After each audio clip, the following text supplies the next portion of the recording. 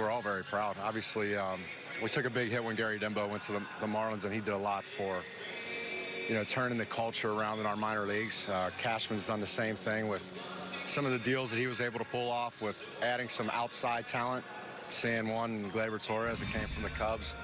And then obviously the majority of the credit goes to the domestic and international scouts. They've done a great job.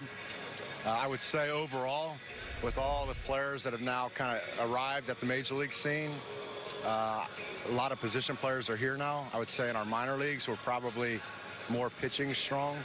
Still got a few diamonds in the rough, like, my buddy Florial and whatnot, but overall, things are looking good. We're starting to get healthy. Our upper-level teams are starting to get the likes of Frazier, McKinney, and those guys back, and obviously Drury's playing there right now. And I've already been through the lower levels, and things are good. I have to be a little patient because a lot of these Latino kids have never played in some of the cold weather that we've seen early in the season. So I'm looking forward to circling back through and seeing how they're performing in a little better conditions. You mentioned the pitching. Justice Sheffield just promoted to AAA. What told you that he was ready to take the next step? Well, I mean, obviously he's going to continue to develop, work on the fastball command. But, when you go watch him pitch, he's a competitor. He's the type of guy that you almost have to just pull the reins back on him a little bit. I think when the game heats up, he's so competitive that sometimes that plays against him. So when he learns to add and subtract a little bit, and we all felt that the Double-A experience was good for him. He obviously competed and was doing well there, so it was good to see him move on. Do you think we'll see him at the major league level this year? Oh, I don't know. I mean, these young men will tell us, there's history says that there's going to be need for a number of arms.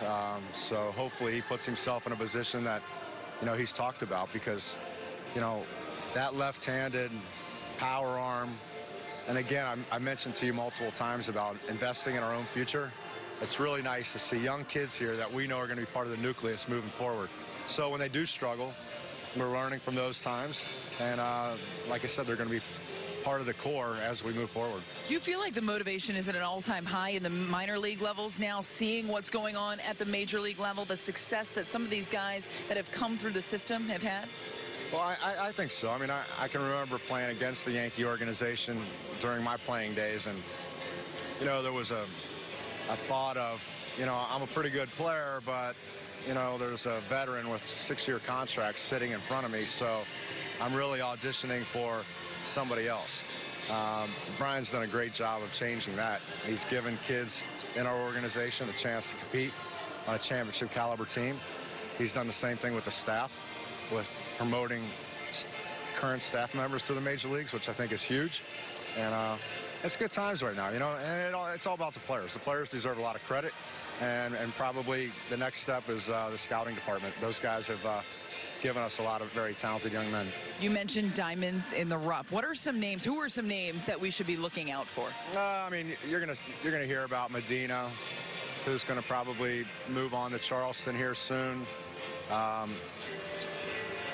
Nick Nelson is a kid that is just now being promoted from Charleston to Tampa. He's a right-handed pitcher with a good arm.